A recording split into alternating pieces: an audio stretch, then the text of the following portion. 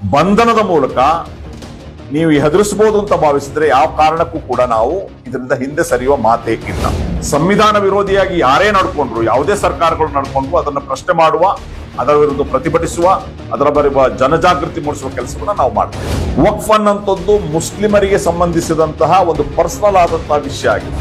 ಯಾವುದೇ ಸರ್ಕಾರಗಳು ಜನವಿರೋಧಿ ನೀತಿಯನ್ನ, ಸಂವಿಧಾನ ವಿರೋಧಿ ನೀತಿಯನ್ನ, ಅಲ್ಪಸಂಖ್ಯಾತರ, ದಲಿತರ, ಆದಿವಾಸಿಗಳ ವಿರೋಧಿ ನೀತಿಯನ್ನ ಕೈಗೊಂಡ್ರೆ ಅದರ ವಿರುದ್ಧವಾಗಿ ಹೋರಾಟವನ್ನ ನಿರಂತರವಾಗಿ ನಾವು ಮಾಡ್ತೇವೆ.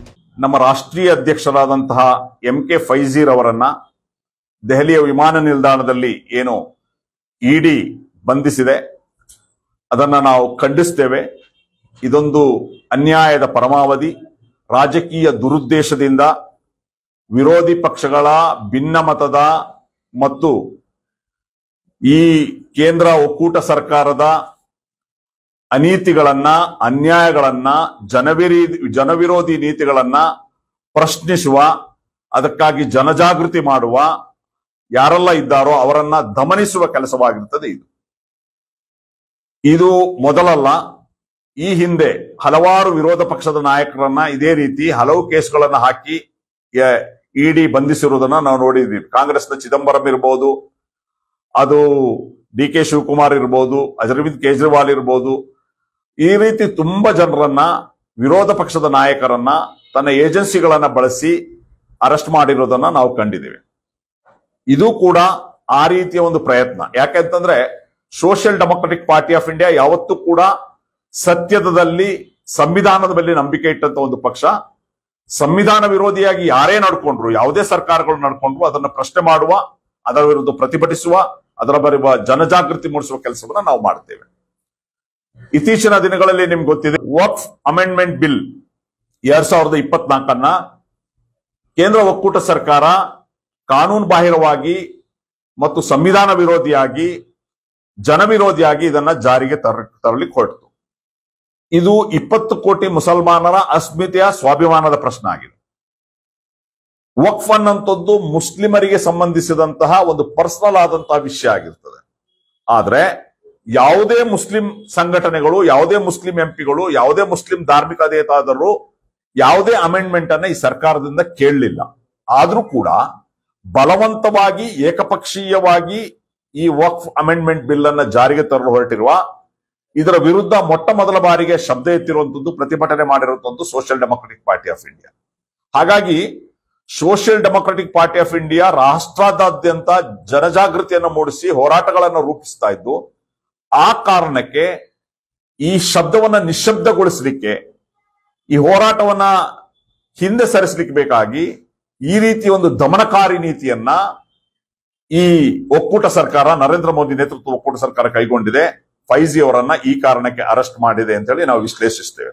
ಆದ್ರೆ ಒಂದು ಗೊತ್ತಿರಲಿ, social Democratic Party of India ಸಂವಿಧಾನ ಪರವಾಗಿ, ಕಾನೂನಾತ್ಮಕವಾಗಿ ಕೆಲಸ ಮಾಡುವ ಒಂದು ಪಕ್ಷವಾಗಿ, ಪ್ರಜಾಸತ್ತಾತ್ಮಕವಾಗಿ ನಮ್ಮ ಹೋರಾಟವನ್ನ ನಾವು ಮುಂದುವರಿಸ್ತೇವೆ. ಯಾವುದೇ ಸರ್ಕಾರಗಳು ಜನವಿರೋಧಿ ನೀತಿಯನ್ನ, ಸಂವಿಧಾನ ವಿರೋಧಿ ನೀತಿಯನ್ನ, ಅಲ್ಪಸಂಖ್ಯಾತರ, ದಲಿತರ, ಆದಿವಾಸಿಗಳ ವಿರೋಧಿ ನೀತಿಯನ್ನ ಕೈಗೊಂಡ್ರೆ ಅದರ ವಿರುದ್ಧವಾಗಿ ಹೋರಾಟವನ್ನ ನಿರಂತರವಾಗಿ ನಾವು ಮಾಡ್ತೇವೆ. ನಮ್ಮ ಕೊನೆಯ ಕಾರ್ಯಕರ್ತರನ್ನು ನೀವು ಬಂಧಿಸುವರು ಕೂಡ ನಮ್ಮ ಹೋರಾಟ ಮುಂದುವರಿತದೆ. ಈ ಹೋರಾಟದಿಂದ ಹಿಂದೆ ಸರಿಯುವಂತಹ ಪ್ರಶ್ನೆ ಇಲ್ಲ. ಬಂಧನದ ಮೂಲಕ ನೀವು ಹೆದರಿಸಬಹುದು ಅಂತ ಭಾವಿಸಿದ್ರೆ ಯಾವ ಕಾರಣಕ್ಕೂ ಕೂಡ ನಾವು ಇದರಿಂದ ಹಿಂದೆ ಸರಿಯುವ ಮಾತೇ ಇಲ್ಲ. ಇನ್ನು ನಾನು ಇಡಿಯ ಒಂದು ಪ್ರೆಸ್ ರಿಲೀಸ್ ಅನ್ನ ನೋಡಿದೆ, ಫೈಜಿ ಅವರ ಅರೆಸ್ಟ್ಗೆ ಸಂಬಂಧಪಟ್ಟ ಹಾಗೆ. ಇದರಲ್ಲಿ ಏನು ಬರೆದಿದ್ದಾರೆ, 2020ರಲ್ಲಿ ಕೇರಳದ ಪಾಪ್ಯುಲರ್ ಫ್ರಂಟ್ ಆಫ್ ಇಂಡಿಯಾದ ಆಫೀಸ್ಗೆ ರೈಡ್ ಮಾಡಿದಾಗ ಒಂದು ಪೇಪರ್ ಸಿಕ್ಕಿದೆ. ಅದರಲ್ಲಿ ಫೈಜಿ ಸಾಬ್ ಅಂತಲ್ಲಿ ಬರೆದು ಚುನಾವಣೆಗೆ ಸಂಬಂಧಪಟ್ಟ ಕೆಲವು ವಿಷಯಗಳನ್ನ, ಕ್ಯಾಂಡಿಡೇಟ್ ಸೆಲೆಕ್ಷನ್ ಕೆಲವು ಕ್ಯಾಂಡಿಡೇಟ್ ಅನ್ನ ಬರೆಯಲಾಗಿದೆ ಅಂತ. ಈ ಫೈಜಿ ಸಾಬ್ ಅಂತ ಹೇಳಿದ್ರೆ ಇದು MK ಫೈಜಿ ಸಾಬ್ ಅಂತ ಹೇಳ್ಕೊಂಡು ಕಂಕ್ಲೂಡಿಗೆ ಯಾವ ಬಂದ್ರಿ? ಇದೇನು ವಿಚಿತ್ರಕಾರಿ. ಫೈಜಿ ಅಂತಂದ್ರೆ ನಿಮ್ಗೆ ಗೊತ್ತಿರಲಿ, ಇದೊಂದು ಧಾರ್ಮಿಕ ಬಿರುದು. ಇದು ಪಟ್ಟಿಕಾಟ್ ಜಾಮಿಯಾ ನೂರಿಯಾ ಮಸೀದಿಯಿಂದ ಕೊಡುವಂತ, ಯಾರು ಧಾರ್ಮಿಕವಾಗಿ ಉಲಮಾಗಳಾಗಿ ತೇರ್ಗಡೆ ಹೊಂತಾರೆ ಅವರಿಗೆ ಕೊಡುವಂತ ಒಂದು ಬಿರುದಾಗಿರ್ತದೆ ಫೈಜಿ ಅನ್ನುವಂಥದ್ದು. ಈ ಫೈಜಿ ಸಾಬ್ ಅಂತ ಬರೆದ್ರೆ ಅದನ್ನ MK ಫೈಜಿ ಅಂತ ಹೇಳಿ ಯಾವ ರೀತಿ ನೀವು ಮಾಡಿರುವಂತದ್ದು. ಅದೇ ರೀತಿ ಚುನಾವಣೆಗೆ ಒಂದು ಡೈರೆಕ್ಷನ್ಸ್ ಕೊಟ್ಟಿದ್ದಾರೆ ಅಂತ ಹೇಳ್ತಾ ಇದೆ. ಅದು ಚುನಾವಣೆಯ ನೀತಿ ನಿರೂಪಣೆ ಪಕ್ಷ ಮಾಡ್ಲಿಕ್ಕೆ ಇಲ್ವಾ? ಇನ್ನು ಹಣ ಸಂಗ್ರಹಿಸಿದ್ದಾರೆ, ಏನೇನೋ ಆರೋಪಗಳನ್ನ ಹಾಕಿದ್ದಾರೆ, ಎಲ್ಲೋ ಕಾಗದಗಳು ಸಿಕ್ಕಿದೆ ಅಂತ ಹೇಳಿ. ಈ ರೀತಿಯ ಪುರಾವೆಗಳಿಲ್ಲದ ಏನೇನೋ ಗಾಗಕ್ಕ ಗೂಬಕ್ಕ ಕತೆ ಅಂತ ಹೇಳ್ತಾರಲ್ಲ, ಆ ರೀತಿ ಯಾವುದೋ ಪೇಪರ್ಗಳನ್ನ ತೆಗೆದುಕೊಂಡು ಅದನ್ನ ಇದರಲ್ಲಿ ಮಾಡುವಂತ ಒಂದು ಕೆಲಸವನ್ನ ಇವತ್ತು ಮಾಡಲಾಗಿದೆ. ಹಾಗಾಗಿ ಇದು ಒಂದು ರಾಜಕೀಯ ದುರುದ್ದೇಶದಿಂದ ದಮನಕಾರಿ ನೀತಿಯನ್ನು ಅನುಸರಿಸಿದೆ. ಇದನ್ನ ನಾವು ಖಂಡಿಸ್ತೇವೆ. ಇದನ್ನ ನಾವು ಕಾನೂನಾತ್ಮಕವಾಗಿ ರಾಜಕೀಯವಾಗಿ ಕೂಡ ನಾವು ಎದುರಿಸ್ತೇವೆ.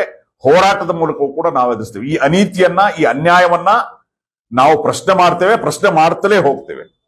ಇನ್ನು ಇವರ ಪರಿಸ್ಥಿತಿ ಏನಿದೆ ಅಂತ ಹೇಳಿದ್ರೆ, ಈ ಏಜೆನ್ಸಿಗಳ ಕ್ರೆಡಿಬಿಲಿಟಿ ಇವತ್ತು ಏನಾಗಿದೆ, ಇದು ಬಹಳ ಗಂಭೀರವಾಗಿ ಎಲ್ಲಾ ಪ್ರಜಾಸತ್ತಾತ್ಮಕವಾಗಿ ಯೋಚನೆ ಮಾಡುವಂತಹ ಸಾಹಿತಿಗಳು, ಬುದ್ಧಿಜೀವಿಗಳು ಮತ್ತು ವಿರೋಧ ಪಕ್ಷಗಳ ಎಲ್ಲರೂ ಯೋಚನೆ ಮಾಡಬೇಕಾಗಿರುವಂತದ್ದು ನಮ್ಮ ರಾಷ್ಟ್ರದ ಏಜೆನ್ಸಿಗಳ ಕ್ರೆಡಿಬಿಲಿಟಿ ಏನಾಗಿದೆ. ಯಾಕೆಂತ ಹೇಳಿದ್ರೆ, ಬೇರೆ ಬೇರೆ ರಾಜಕೀಯ ಪಕ್ಷದಲ್ಲಿ ಇದ್ದ ನಾಯಕರ ಮೇಲೆ ಕೇಸಾದಾಗ, ಸುವೇಂದು ಅಧಿಕಾರಿ ಮೇಲೆ ನಾರದಾ ಸ್ಟಿಂಗ್ ಆಪರೇಷನ್, ಲೋಕಸಭಾ ಎಂಪಿ ಆಗಿದ್ರು ಅವರ ಮೇಲೆ ಸಿಬಿಐ ಆಯ್ತು. ಆಗ ಅವರು ಬಿಜೆಪಿ 2020 ಸೇರ್ಕೊಂಡ್ರು. ಆಮೇಲೆ ಅವ್ರ ಕೇಸ್ ಸ್ಟಾಪ್ ಆಯ್ತು. ಈಗ ಅವ್ರು ಬಿಜೆಪಿ ಆಪೋಸಿಷನ್ ಲೀಡರ್ ಆಗಿದ್ದಾರೆ ವೆಸ್ಟ್ ಬೆಂಗಾಲ್. ಅವರ ಕೇಸ್ ಏನಾಯ್ತು ಅಂತಾನೆ ಇವತ್ತು ಗೊತ್ತಿಲ್ಲ. ಅಜಿತ್ ಪವಾರ್ ಅವರು ಕೂಡ ಹಾಗೆ, ಅವರು NCP ಇದ್ರು, ಅವರ ಮೇಲೆ ಎಕನಾಮಿಕ್ ಅಫೆನ್ಸಸ್ ಮುಂಬೈ ಅವರು ಇದ್ ಮಾಡಿದ್ರು. ಈಗ ಅವರು NDAಗೆ ಜಾಯ್ನ್ ಆದ್ರು. ಈಗ ಅವರ ಕೇಸ್ ಏನಾಯ್ತು ಅಂತ ಗೊತ್ತಿಲ್ಲ. ಹೇಮಂತ್ ಬಿಶ್ವಾ ಶರ್ಮಾ ಅಸ್ಸಾಂನ ಮುಖ್ಯಮಂತ್ರಿ, ಅವರು ಕಾಂಗ್ರೆಸ್ ನಲ್ಲಿದ್ರು. Sharada chit fund 2014 Sharada chit fund scam ಅಲ್ಲಿ ಅವರು ದೊಡ್ಡ ಮಟ್ಟದ ಅವರ ಹೆಸರಲ್ಲಿ ರೈಡ್ಗಳೆಲ್ಲ ಆಗಿತ್ತು ಅವರ ಮೇಲೆ. ಆದ್ರೆ ಅವರು 2015ಕ್ಕೆ ಬಿಜೆಪಿಗೆ ಸೇರಿದ್ರು. ಅವರ ಕೇಸ್ ಏನಾಯ್ತು ಅಂತ ಗೊತ್ತಿಲ್ಲ. ಅಶೋಕ್ ಚವ್ಹಾಣ್ ಮಹಾರಾಷ್ಟ್ರದ CM ಕಾಂಗ್ರೆಸ್ ಲೀಡರು, ಅವ್ರಿಗೂ ಕೂಡ ಇದೇ ರೀತಿ ಒಂದು ಇಡಿ CBI ಆದರ್ಶ್ ಹೌಸಿಂಗ್ ಕೇಸಲ್ಲಿ ರೈಡ್ ಆಗಿತ್ತು, ಕೇಸ್ ಆಗಿತ್ತು. ಆನಂತರ ಬಿಜೆಪಿಗೆ ಸೇರ್ಕೊಂಡ್ರು. ಅವರ ಕೇಸ್ ಎಲ್ಲವೂ ಮುಚ್ಚಲ್ಪಟ್ಟು ಅವ್ರು ಯಾರು ಕೂಡ ಅರೆಸ್ಟ್ ಆಗ್ಲಿಲ್ಲ. ಅಂದ್ರೆ ಈ ದೇಶದ ಇಷ್ಟು ದೊಡ್ಡ ಏಜೆನ್ಸಿಗಳ ಮೇಲೆ ಕ್ರೆಡಿಬಿಲಿಟಿ ಏನಾಗ್ಬೇಕು, ನಿಮ್ಮ ವಿಶ್ವಾಸಾರ್ಹತೆ ಏನಾಗ್ಬೇಕು? ಈ ರೀತಿ ಮಾಡಿದ್ರೆ ವಿರೋಧ ಪಕ್ಷಗಳನ್ನ ಹಣಿಸುವ ಬರದಲ್ಲಿ ಈ ರೀತಿಯಾದಂತ ಕೆಟ್ಟ ಚಾಳಿಯನ್ನ ಈ ಮೋದಿ ನೇತೃತ್ವದ ಸರ್ಕಾರ ಮಾಡ್ತಾ ಇದೆ. ಅದೇ ಕಾರಣಕ್ಕೆ ಈ ಕೇಸ್ಗಳು ನಿಲ್ತಾ ಇಲ್ಲ. ಎಲ್ಲಿವರೆಗೆ ಅಂತ ಹೇಳಿದ್ರೆ, ನಾನು ಹೇಳುದಲ್ಲ, ಕ್ರೆಡಿಬಿಲಿಟಿ ಬಗ್ಗೆ ಸುಪ್ರೀಂ ಕೋರ್ಟ್ ಮಾತಾಡಿದೆ. ಸುಪ್ರೀಂ ಕೋರ್ಟ್ ಏನ್ ಹೇಳಿದೆ ಅಂತಂದ್ರೆ, ನೀವು ದುರುದ್ದೇಶ ಪೂರಿತವಾಗಿದ್ದೀರಿ, ಇಡಿ ನೀವು ಜನರನ್ನ ಜೈಲಿನಲ್ಲಿ ಕೊಳೆಯುವಂತ ಒಂದು ರೀತಿ ಮಾಡ್ತೀರಿ. ಒಂದು ರೀತಿಯ ವರದಕ್ಷಿಣೆ ಕಿರುಕುಳದ ಕೇಸ್ ಯಾವ ರೀತಿ ಮಿಸ್ಯೂಸ್ ಆಗ್ತಾ ಇದೆ, ಅದೇ ರೀತಿ PMLA ಕೇಸನ್ನ ಮಿಸ್ಯೂಸ್ ಮಾಡಿ ಜನರಿಗೆ ಬೇಲ್ ಕೊಡದೆ ಜೈಲಿನಲ್ಲಿ ಕೊಟ್ಟು ಕಿರುಕುಳ ಮಾಡುವಂತ ಕೆಲಸವನ್ನ ನೀವು ಮಾಡ್ತಾ ಇದೆ ಅಂತೇಳಿ ಮಾನ್ಯ ಸುಪ್ರೀಂ ಕೋರ್ಟ್ ಹೇಳಿದೆ.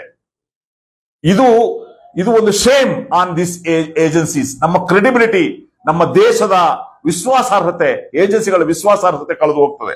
ಅದೇ ಕಾರಣಕ್ಕೆ ಯೂನಿಯನ್ ಪಾರ್ಲಿಮೆಂಟ್ ಅಲ್ಲಿ ಚರ್ಚೆ ಆಗಿದೆ. ಇಡಿದು 911 PMLA ಕೇಸ್ಗಳಲ್ಲಿ 5 ವರ್ಷದಲ್ಲಿ ಕೇವಲ 42 ಕೇಸ್ ಕನ್ವಿಷನ್ ಆಗಿದೆ. ಓನ್ಲಿ 6.42%. ಯಾಕೆ ಹೀಗಾಗ್ತದೆ? ಯಾಕಂದ್ರೆ ಯಾವುದೇ ಬೇಸ್ ಇಲ್ಲದ, ಆಪೋಸಿಷನ್ ಹಡಿಯುವಂತ, ತೊಂದರೆ ಮಾಡುವಂತ, ಯಾವುದೇ ಬೇಸ್ ಇಲ್ಲದಂತ ಕೇಸ್ಗಳನ್ನು ತೆಗೆದುಕೊಂಡು ಬರ್ತಾರೆ. ಹಾಗಾಗಿ ಕನ್ವಿಕ್ಷನ್ ಆಗೋದಿಲ್ಲ. ಅದೇ ರೀತಿ ಕಳೆದ ಒಂದು ದಶಕದಲ್ಲಿ 5,000 ಕೇಸ್ಗಳಲ್ಲಿ ಓನ್ಲಿ 40 ಕನ್ವಿಷನ್ ಆಗ್ಸಿದೆ ಅಂತ ಹೇಳಿ ಹೇಳ್ತಿದ್ದು ಸುಪ್ರೀಂ ಕೋರ್ಟ್ ಹೇಳಿರುವಂತದ್ದು. ಸುಪ್ರೀಂ ಕೋರ್ಟ್ ಹೇಳಿರುವಂತದ್ದು 5,000 ಕೇಸ್ಗಳಲ್ಲಿ ಕೇವಲ 40 ಕೇಸ್ ಕನ್ವಿಕ್ಟ್ ಆಗ್ತಾ ಇದೆ ಅಂತಂದ್ರೆ, ಯಾಕೆ ಆಗ್ತಾ ಇದೆ ಅಂತಂದ್ರೆ, ಈ ರೀತಿಯ ಬೇಸ್ಲೆಸ್ ಆದಂತ ಆಪರೇಷನ್ ಹಣಿಯುವಂತ ಕೆಲಸವನ್ನು ಸುಳ್ಳು ಮೊಕದ್ದಮೆಗಳನ್ನ ಕಳಿಸಿ ಯಾವುದೇ ಎವಿಡೆನ್ಸ್ ಗಳಿಲ್ಲದೆ ಈ ರೀತಿ ಬಿದ್ದು ಹೋಗ್ತಾ ಇರುವಂತದ್ದು. ಹಾಗಾಗಿ ನಮ್ಮ ಈ ಏಜೆನ್ಸಿಗಳ ವಿಶ್ವಾಸಾರ್ಹತೆಗೆ ಧಕ್ಕೆ ಆಗ್ತಾ ಇದೆ. ಇದನ್ನ ಈ ದೇಶದ ನ್ಯಾಯ ವ್ಯವಸ್ಥೆ ಮೇಲೆ ನಂಬಿಕೆ ಇರುವ ಎಲ್ಲರೂ ಪ್ರಶ್ನಿಸಬೇಕಾಗಿದೆ. ಮೊದಲು ಚಿದಂಬರಂ ಆದ್ರು, DK ಶಿವಕುಮಾರ್ ಆದ್ರು, ಆ ರೀತಿ ಅರವಿಂದ್ ಕೇಜ್ರಿವಾಲ್ ಆದ್ರು, ಈಗ MK ಫೈಜಿ ಸರದಿ, ಇನ್ನು ಮುಂದೆ ಆಪೋಸಿಷನ್ ಗಳನ್ನು ಇದೇ ರೀತಿ ಹಣಿತಾರೆ. ಹಾಗಾಗಿ ದೇಶದ ಎಲ್ಲಾ ವಿರೋಧ ಪಕ್ಷಗಳು, ಎಲ್ಲಾ ನಾಯಕರು, ಸಾಹಿತಿಗಳು, ಪತ್ರಕರ್ತರು ಎಲ್ರಿಗೂ ನಾವು ಮನವಿ ಮಾಡುವಂತದ್ದು, ಈ ಒಂದು ಅನ್ಯಾಯದ ಬಗ್ಗೆ, ಈ ಒಂದು ದುರುಪಯೋಗಗಳ ಬಗ್ಗೆ, ಅಧಿಕಾರ ವರ್ಗದ ಈ ರೀತಿ ಏಜೆನ್ಸಿಗಳ ದುರುಪಯೋಗದ ಬಗ್ಗೆ ಗಂಭೀರವಾಗಿ ಶಬ್ದ ಎತ್ತಬೇಕು ಅಂತ ಹೇಳಿ ಈ ಒಂದು ಮಾಧ್ಯಮದ ಮೂಲಕ ಆಗ್ರಹಿಸುತ್ತೆ. ತಕ್ಷಣ MK ಫೈಜಿ ಸಾಹೇಬರನ್ನ ಬಿಡುಗಡೆಗೊಳಿಸಬೇಕು ಅಂತ ಹೇಳಿ SDPI ಈ ಒಂದು ಪ್ರಕ್ರಿಯೆಯಿಂದ ಹಿಂಜರಿಯುವುದಿಲ್ಲ. ನಮ್ಮ ಹೋರಾಟವನ್ನು ನಾವು ಮುಂದುವರಿಸ್ತೇವೆ. ಕಾನೂನಾತ್ಮಕವಾಗಿ, ರಾಜಕೀಯವಾಗಿ ಹೋರಾಟದ ಮೂಲಕ ನಾವು ಈ ಎಲ್ಲ ಆರೋಪಗಳನ್ನ ಎದುರಿಸಿ ವಿಜಯಿ ಆಗ್ತೇವೆ ಅನ್ನುವಂತಹ ಒಂದು ನಂಬಿಕೆಯೊಂದಿಗೆ ಈ ಪತ್ರಿಕಾಗೋಷ್ಠಿಯನ್ನು ಮುಗಿಸ್ತಾ ಇದ್ದೇವೆ.